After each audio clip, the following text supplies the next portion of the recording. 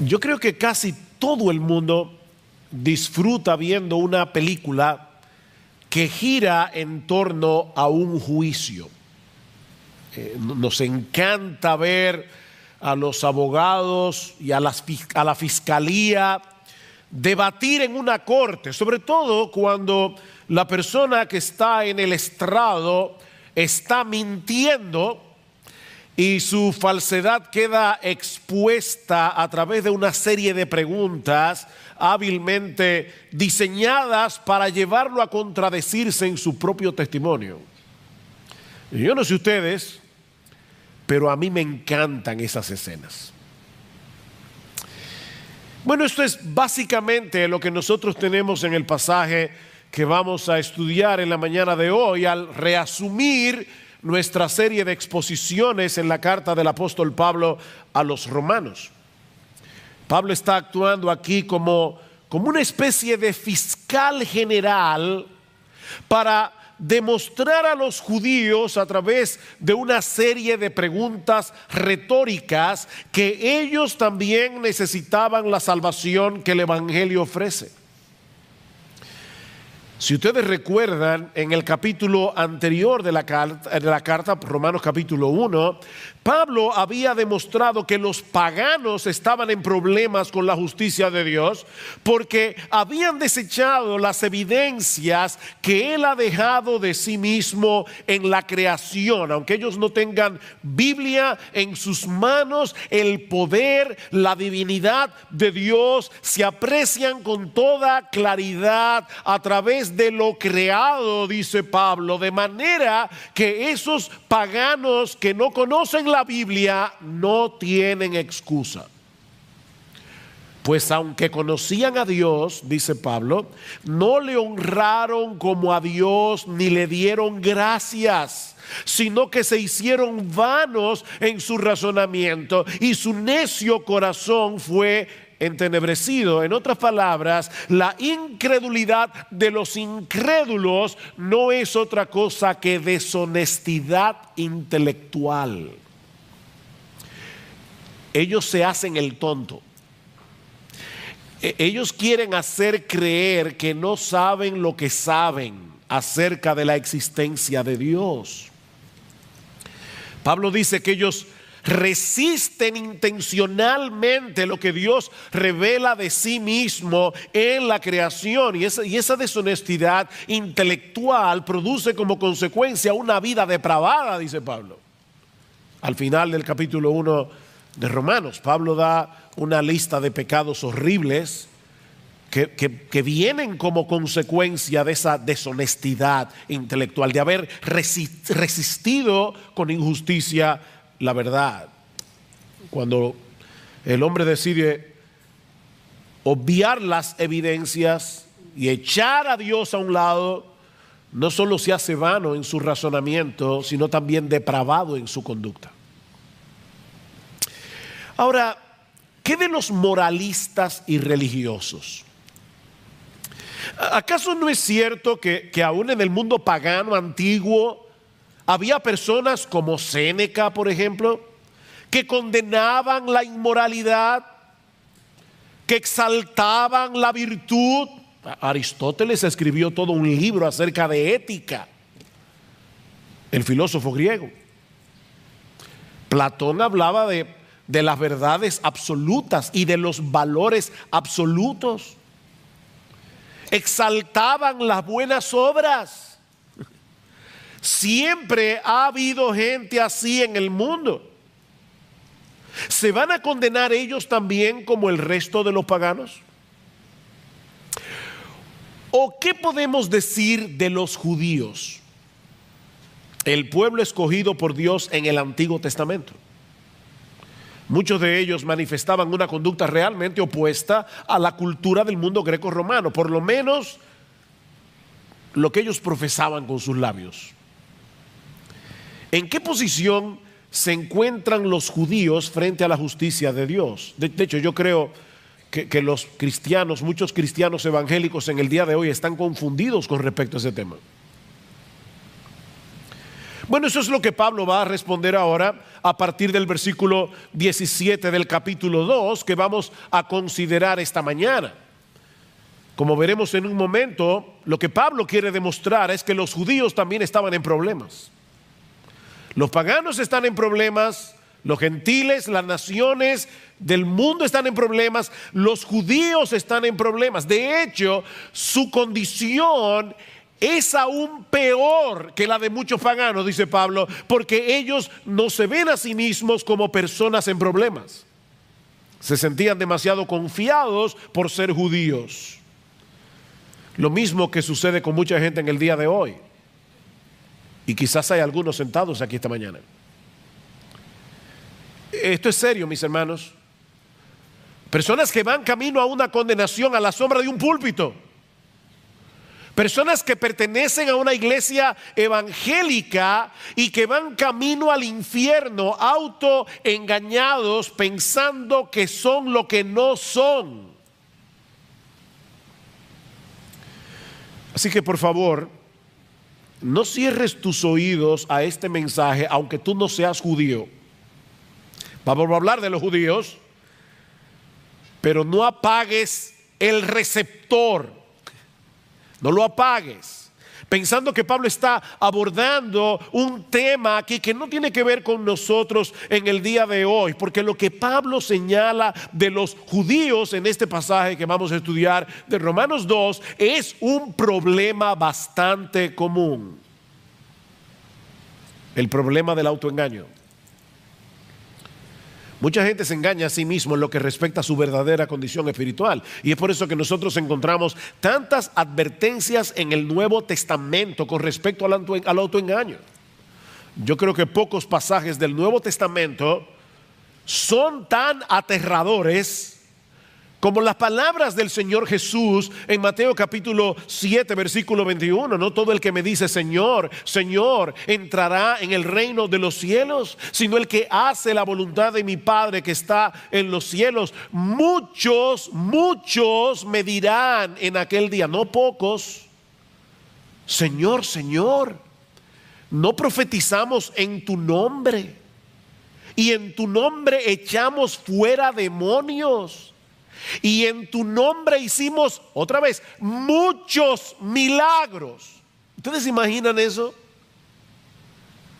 Personas que profetizan, que aparentemente tienen la capacidad de echar fuera demonios, que hacen muchos milagros. Y Jesús les va a decir en el día del juicio, yo nunca os conocí. Nunca. Apartaos de mí, hacedores de maldad.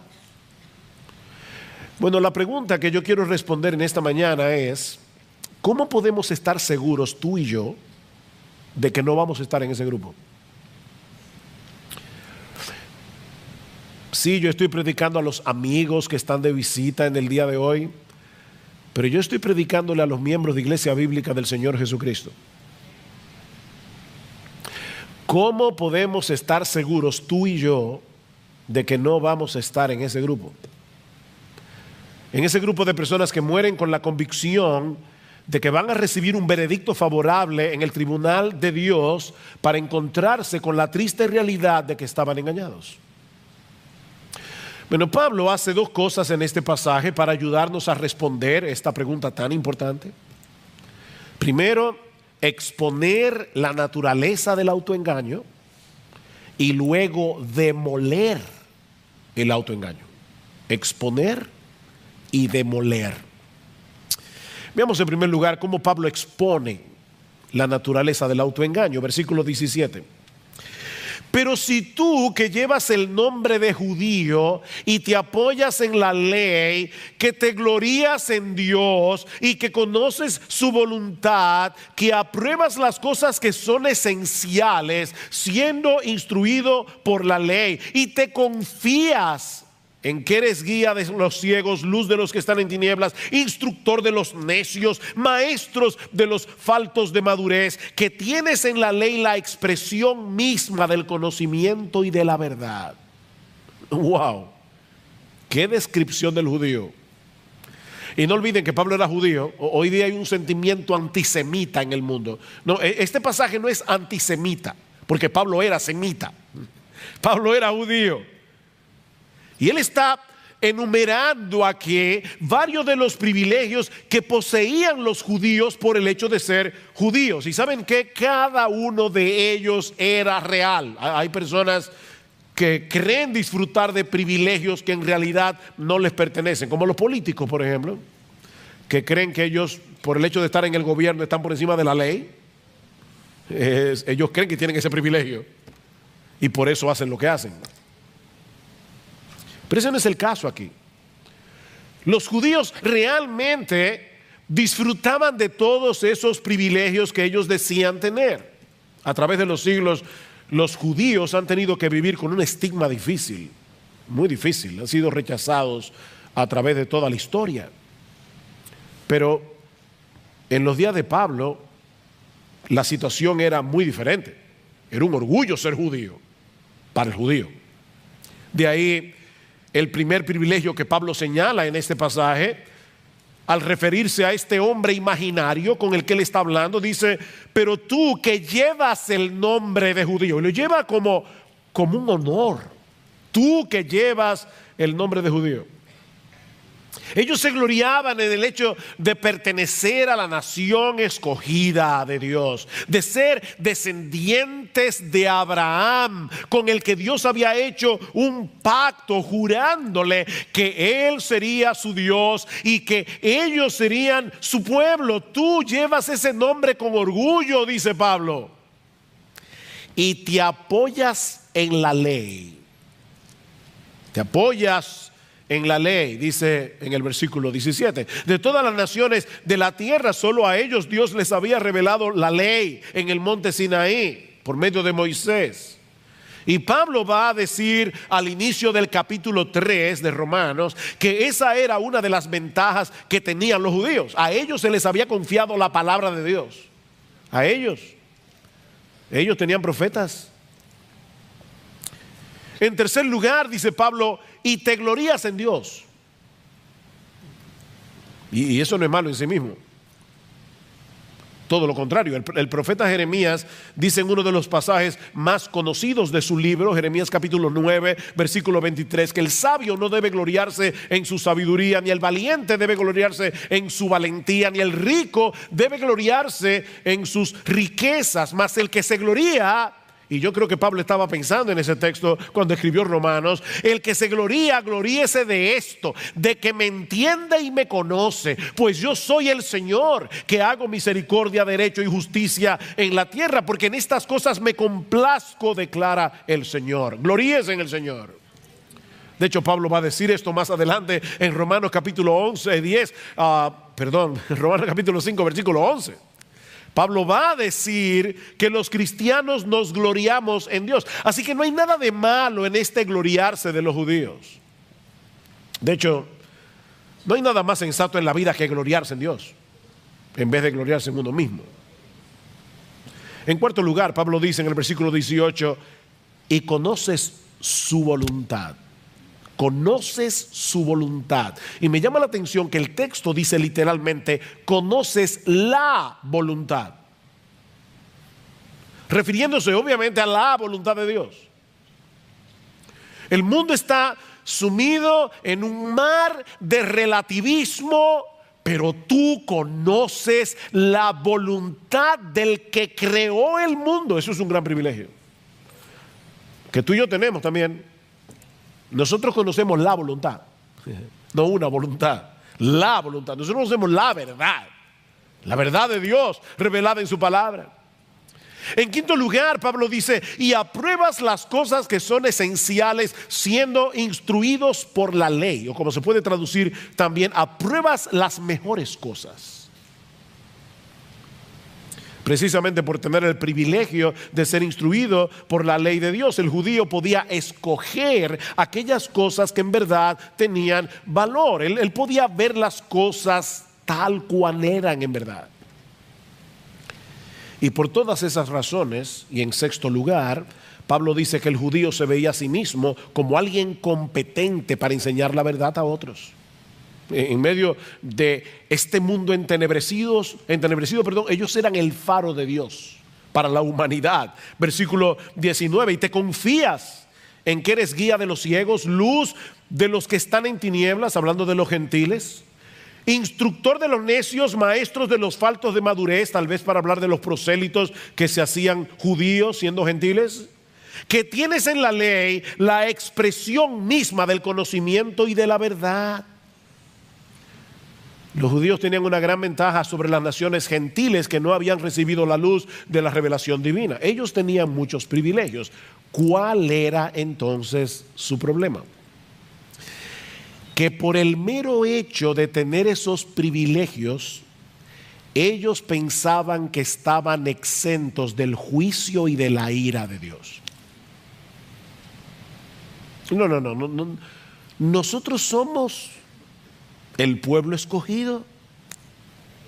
Ellos veían sus privilegios como una especie de refugio que los iba a librar del desastre cuando tuvieran que enfrentarse delante del tribunal de Dios. Recuerden, mis hermanos, porque hace ya unos domingos que detuvimos la serie de Romanos, que esta porción de la carta, en esta porción Romanos 1:18 a Romanos capítulo 3 versículo 20, Pablo está tratando de demostrar que la necesidad del evangelio es universal.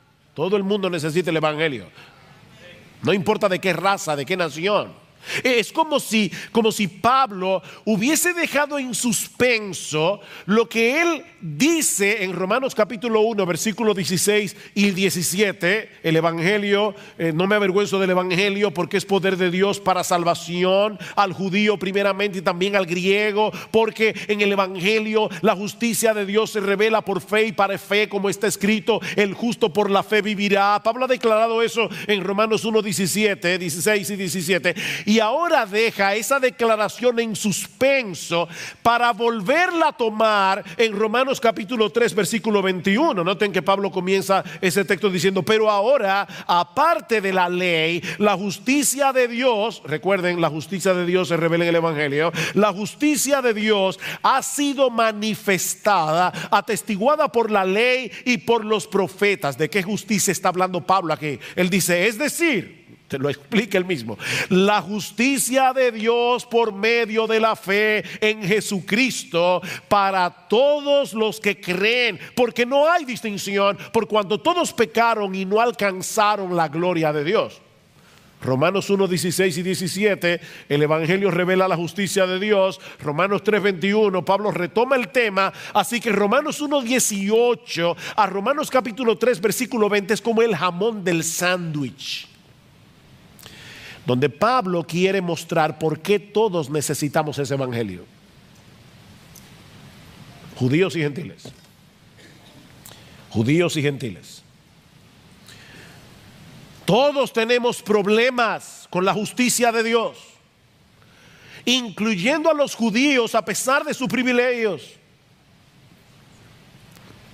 Mi amigo, déjame decirte algo. Y cuando digo mi amigo, yo sé que muchas veces cuando yo uso la palabra mi amigo, los hermanos dicen, no, eso no es para mí, es para los invitados. No, mi amigo es a ti también, hermano, miembro de Iglesia Bíblica del Señor Jesucristo. Déjame decirte algo, no descanses en privilegios si los tienes, privilegios espirituales, porque ninguno de ellos te librará en el día del juicio. Nadie será salvo por haber crecido en un hogar cristiano. Nadie será salvo por haber asistido durante años a una iglesia en la que se predica fielmente la palabra de Dios. Nadie será salvo por el hecho de tener buena doctrina,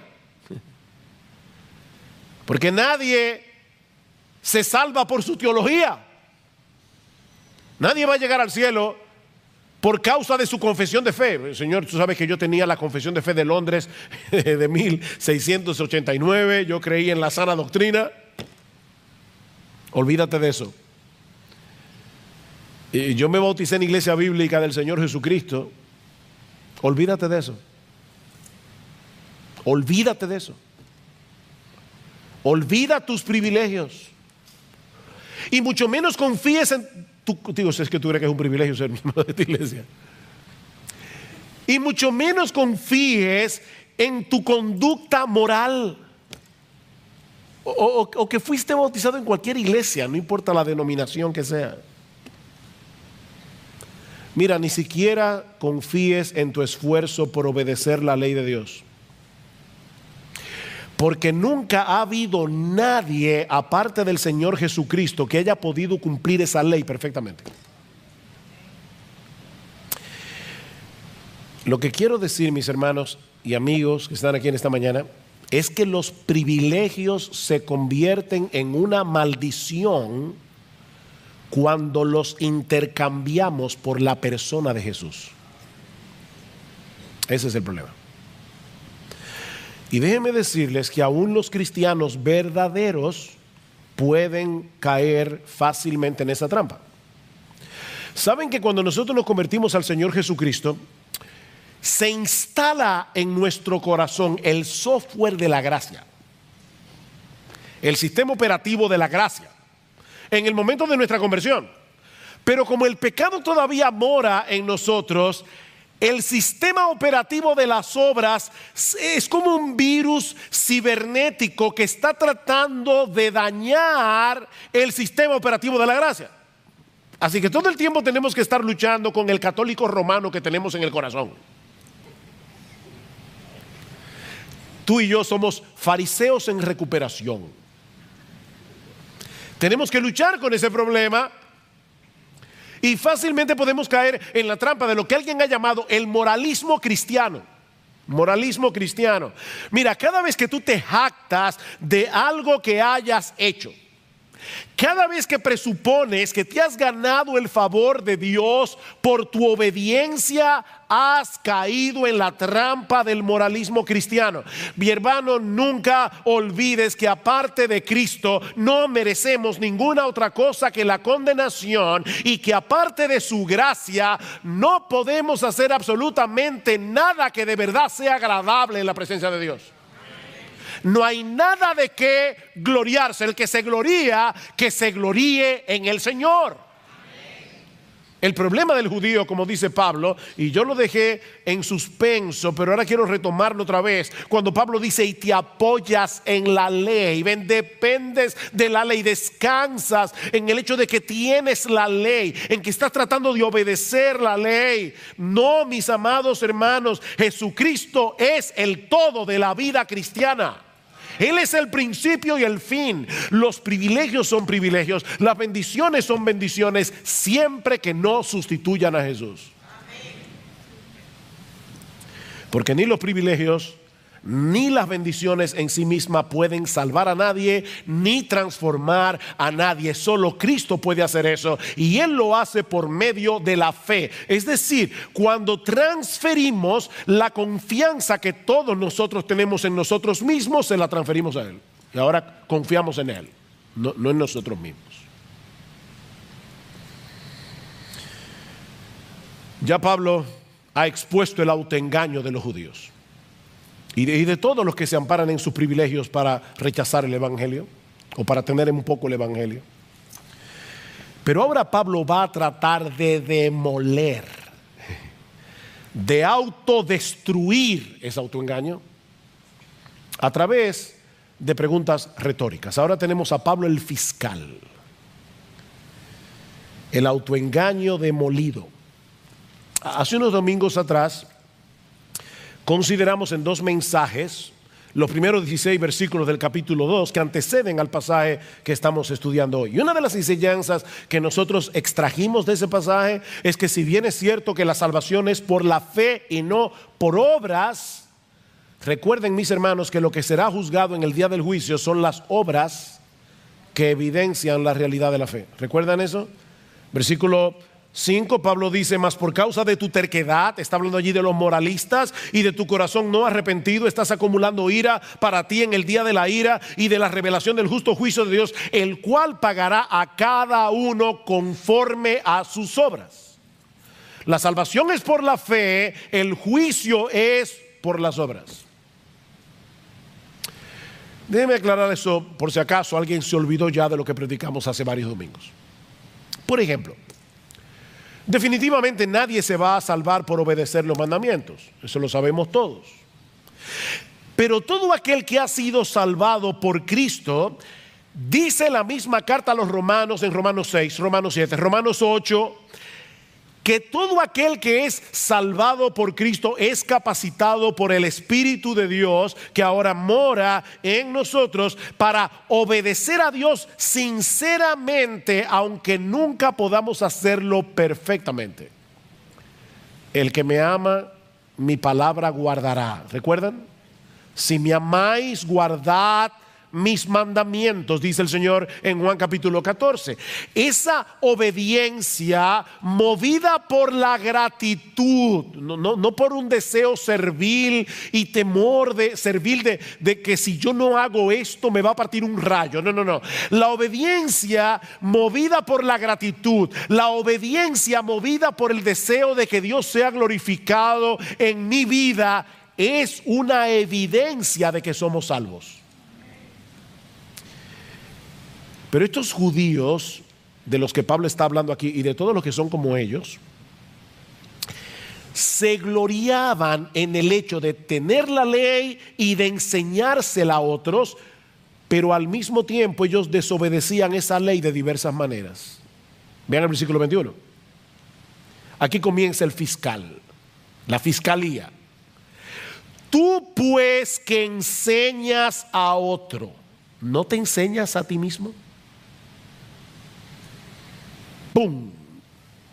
Sí. Primer misil. Miren, este es un pecado muy común. El decir a otros lo que deben hacer y con insistencia. Cuando nosotros mismos vivimos por estándares muy inferiores.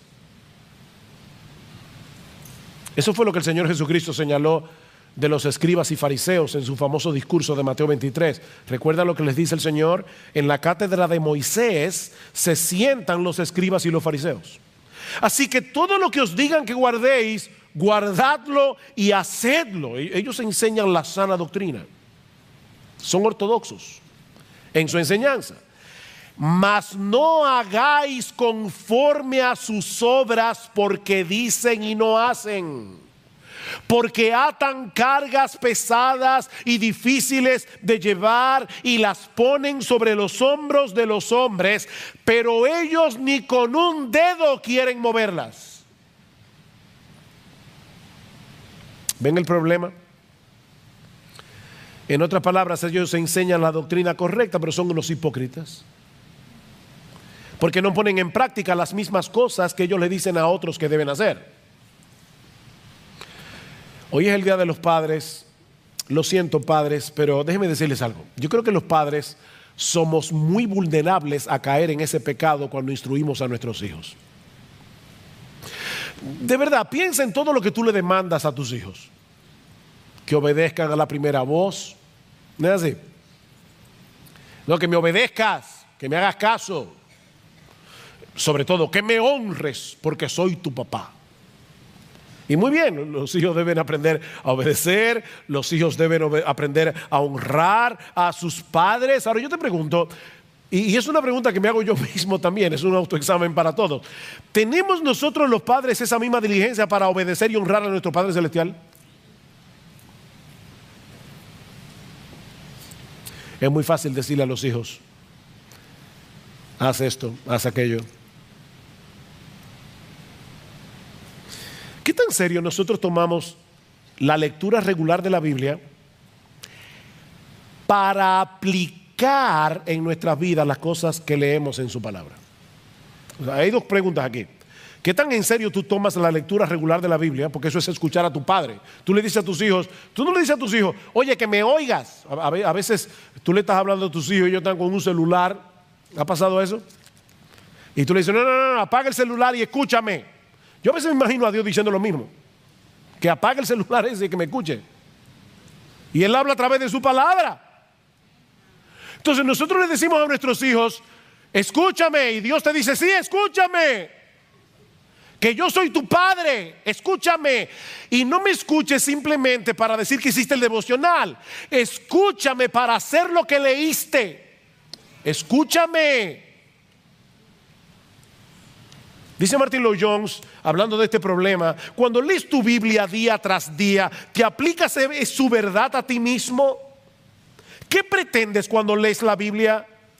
¿Solo tener conocimiento de ella para después mostrar a los demás lo mucho que sabes y para tener argumentos para discutir? ¿O realmente quieres aplicar su verdad a ti mismo? Y ahora dice Martin Lloyd-Jones: mientras leas, háblate a ti mismo y dile a tu alma: esto es para mí. Permite que la escritura te examine. Si no lo haces, puede ser muy peligroso. Me llamó la atención esto último que dice Lloyd-Jones. En un sentido, mientras más conoces de la Biblia, más peligro corres si no te la aplicas a ti mismo. ¿Se dan cuenta que ese problema no era solo de los judíos? Antes de que intentemos aplicar la Biblia a otros, debemos comenzar con nosotros mismos.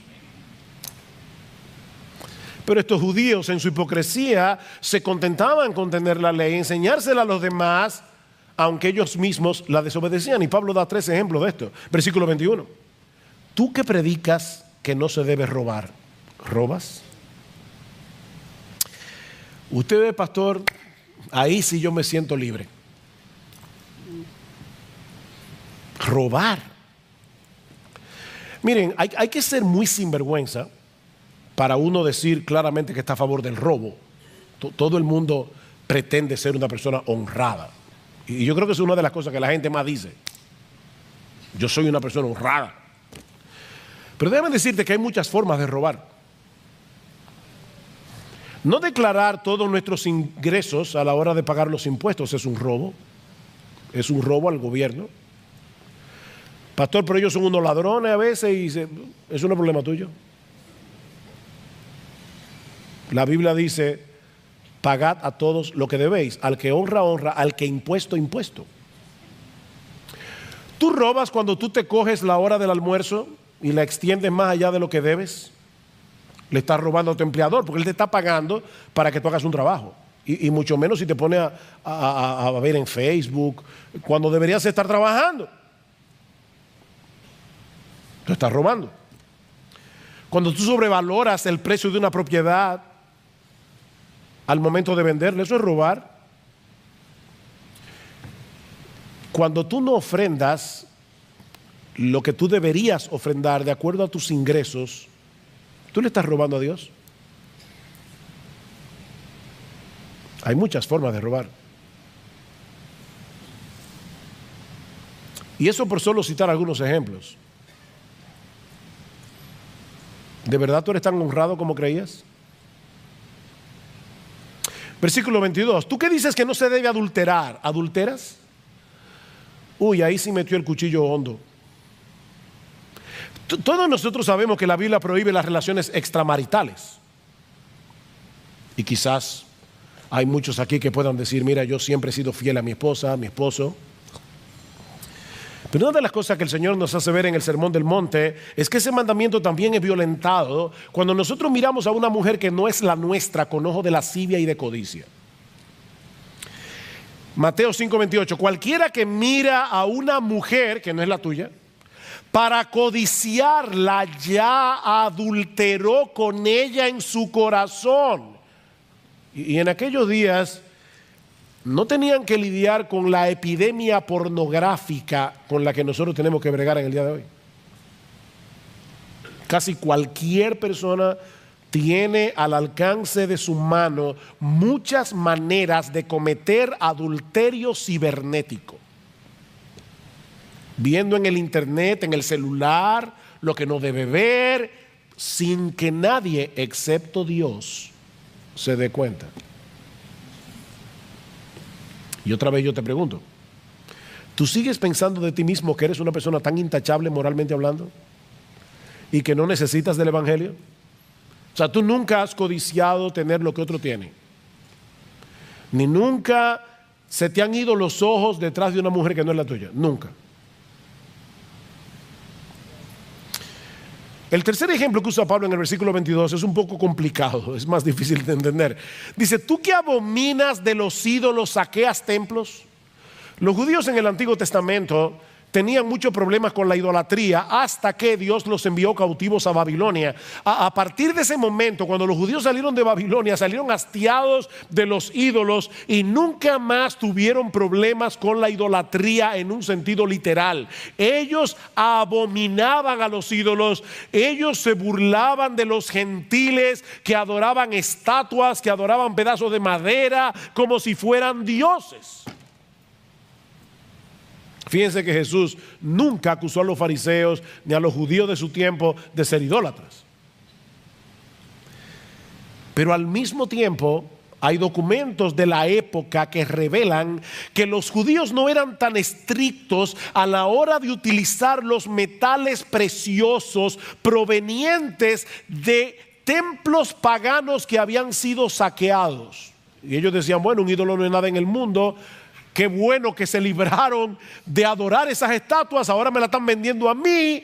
Y ellos tomaban el oro y la plata de esos templos saqueados, a pesar de que Dios en Deuteronomio capítulo 7 versículo 25 había dicho explícitamente que las esculturas de los dioses paganos debían ser quemadas en el fuego. Dice, no codiciarás plata ni oro de ellas para tomarlos para ti, para que no tropieces en ello, pues es abominación a Jehová tu Dios.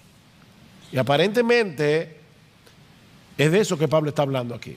Digo aparentemente, yo no quiero ser dogmático, pero es la interpretación que más parece tener sentido. El punto es, mis hermanos, que de una forma o de otra, estos judíos de los que Pablo está hablando en este pasaje, se gloriaban de tener en sus manos la ley de Dios, de ser circuncidados, como veremos la semana que viene, de todos los privilegios que tenían por el hecho de ser el pueblo al que Dios había revelado su voluntad, pero no obedecían. Eran oidores olvidadizos. Mis hermanos, ¿de qué sirve tener la cabeza llena de conocimiento?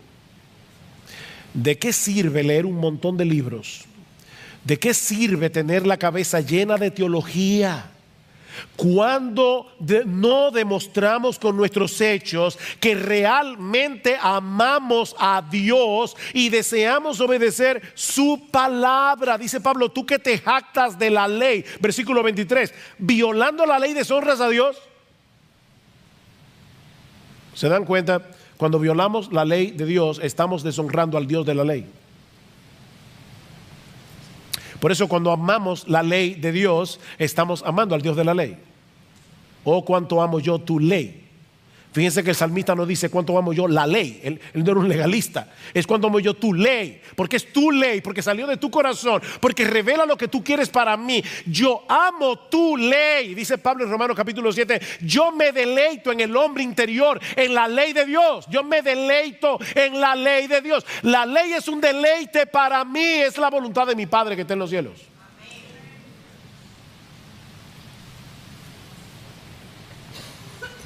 ¿Y saben lo que ocurre cuando los que dicen ser el pueblo de Dios viven así? Que hacen que el mundo juzgue mal a Dios por su culpa. Dice el versículo 24, porque el nombre de Dios es blasfemado entre los gentiles por causa de vosotros, tal como está escrito. Pablo está mezclando aquí Isaías 52 capítulo 5 con Ezequiel capítulo 36 versículo 20 al 23, y está uniendo esos dos textos para mostrar probablemente que este patrón de hipocresía no era nuevo en el pueblo de Israel. Mientras se gloriaban en ser el pueblo escogido por Dios, separados para Dios, vivían de tal manera que las naciones gentiles terminaban pisoteando el nombre de Dios que ellos invocaban por culpa de ellos. Y una vez más, mis amados hermanos, este es un pecado muy serio del que los evangélicos no están exentos.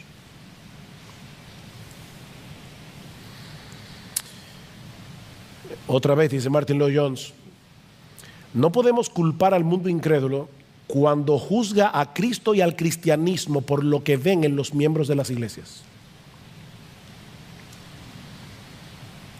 Después de todo, así como piensan los incrédulos, después de todo, ¿de qué sirve un Cristo que no transforma a nadie? Porque él dice ser cristiano. Yo no veo su cristianismo en su conducta, en sus decisiones, en sus valores, cómo se visten. Déjame hacerte una pregunta. ¿Qué piensan acerca de Cristo las personas que te conocen íntimamente? Las personas que están a tu alrededor. Porque nosotros decimos que Él es un gran salvador, que nos ha salvado de nuestros pecados, nos ha rescatado. Ahora, ¿es eso evidente para ellos cuando te ven a ti o cuando me ven a mí? No porque vivamos una vida perfecta, sino porque vivimos una vida coherente. No es de perfección que estamos hablando aquí, es de coherencia. Es de coherencia. Aquel que ha sido salvado del pecado al precio de la muerte de su Salvador debería demostrarlo delante de todos, tomando en serio el pecado, aun cuando peca. Porque los creyentes pecan. Y yo no sé si tú lo sabías.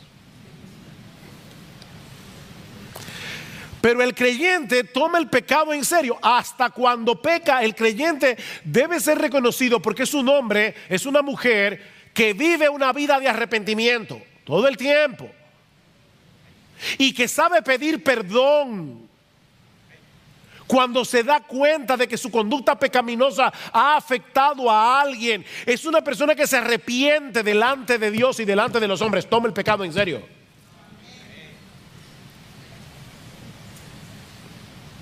Por eso alguien decía que una vez anunciamos que somos cristianos, y debemos anunciarlo, debemos proclamarlo que somos cristianos, contraemos de inmediato una tremenda responsabilidad. Nuestros prójimos están mirando y observando cómo vivimos. Aseveramos grandes cosas acerca de Dios, dice este autor, y con toda razón, porque Dios es grande. Pero ellos lo juzgarán a Él según lo que vean en nosotros. Ellos, el mundo incrédulo, juzgará a nuestro gran Dios por lo que vean en ti y en mí. Por eso que dice este autor, es una tremenda responsabilidad. Llevamos el nombre de Cristo.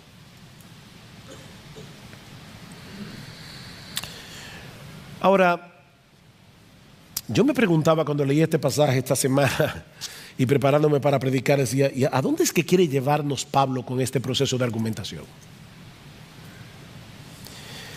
Bueno, yo creo que una de las cosas a la que Pablo quiere llevarnos es a mostrarnos que los privilegios en sí mismos no nos servirán de nada cuando tengamos que presentarnos en el tribunal de Dios. De hecho, estrictamente hablando, esos privilegios que disfrutaban los judíos y que nosotros disfrutamos aún más, los colocaban en una condición más peligrosa que la de los gentiles, porque su conocimiento de la voluntad de Dios era muy superior. ¿Recuerdan las palabras de Jesús en Lucas capítulo 12, versículo 48? Él dice, a todo aquel a quien se haya dado mucho, mucho se le demandará. Y al que mucho se le haya confiado, más se le pedirá.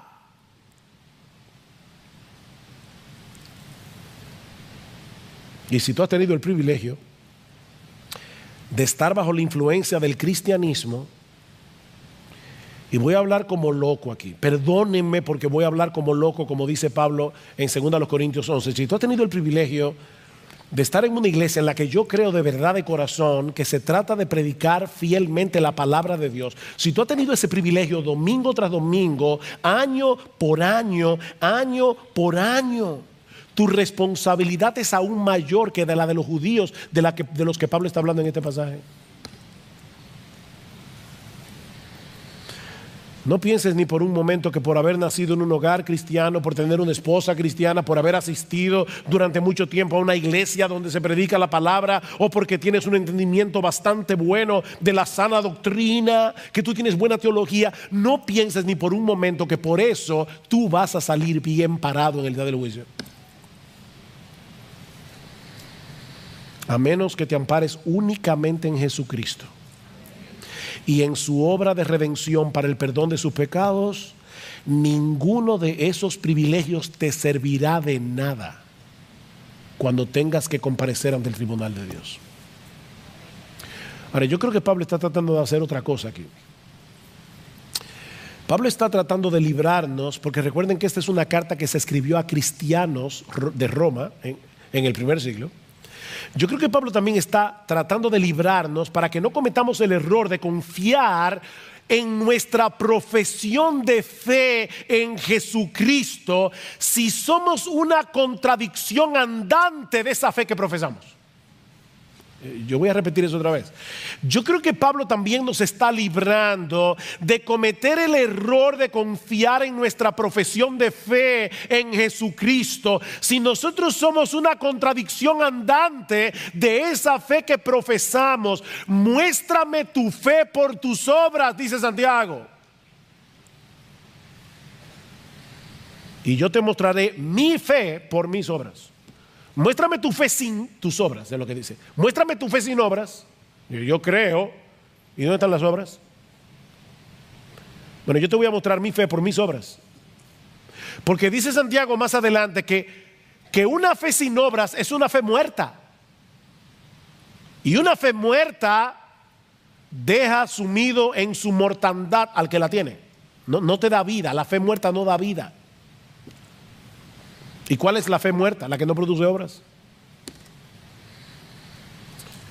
Mira, la Biblia enseña claramente que somos justificados delante de Dios por medio de la fe sola. Y esa palabra es importante. Fue esa palabra lo que hizo la diferencia en el siglo XVII, en la Reforma XVI, en la Reforma Protestante. Somos justificados por medio de la fe sola. La Iglesia Católica Romana cree que somos justificados por la fe, pero no por la fe sola, sino por la fe más las obras, más los sacramentos. No, nosotros creemos que somos justificados por la fe sola fe. Pero esa fe por la que somos justificados nunca se encuentra sola. Siempre viene acompañada de los frutos que demuestran la genuinidad de esa fe. Y ahora yo te hago esta pregunta. A la luz de lo que hemos aprendido hoy de este pasaje, tú puedes estar completamente seguro de que el día de que la muerte toque tu puerta, tú partirás de inmediato a la presencia de Dios. Y si tu respuesta es que sí, ¿en qué basas tu confianza? Porque si no es únicamente en Cristo y en su obra de redención, es mi deber advertirte en esta mañana que estás descansando en una confianza falsa. Solo Cristo salva. Solo Cristo salva. Y Él salva únicamente a aquellos que vienen a Él en arrepentimiento y fe. Voy a terminar de predicar ahora. Y cuando lo haga, por favor, no te levantes de tu asiento de inmediato. Antes, nuestra iglesia ha perdido esa costumbre. Cuando se toca el piano, no es para decir salgan corriendo. Es para que tranquilo allí, en tu asiento, no te pares. El mundo no se va a acabar en 2 minutos. Quédate tranquilo. Quédate en tu asiento. Y medita en oración en lo que has escuchado hoy. Pídele al Señor en oración que te ayude a examinar tu corazón. Dice el salmista en el Salmo 139, examíname, oh Dios, y conoce mi corazón. Él conoce nuestro corazón, pero Él está pidiendo, ayúdame a conocer mi corazón, pruébame y conoce mis pensamientos y ve si hay en mí camino de perversidad. Eso es el salmista orando. Y guíame en el camino eterno. Oh, que el Señor bendiga su palabra hoy, dándonos la sensibilidad y la objetividad que necesitamos para escudriñar nuestro corazón. Pero no te quedes ahí, no te quedes ahí. Los puritanos decían: por cada mirada que le des a tu pecado, mira 10 veces a la cruz. Una mirada al pecado, 10 veces mira a Jesús. Oh, mira a Cristo. Mira a Cristo, transfiérele a Él la confianza que tienes en ti mismo o en tu religión o en lo que sea que no sea en Él. Y el Señor te concederá el perdón de todos tus pecados y el don de la vida eterna, únicamente por gracia, únicamente por Cristo, únicamente por medio de la fe. Que el Señor nos ayude.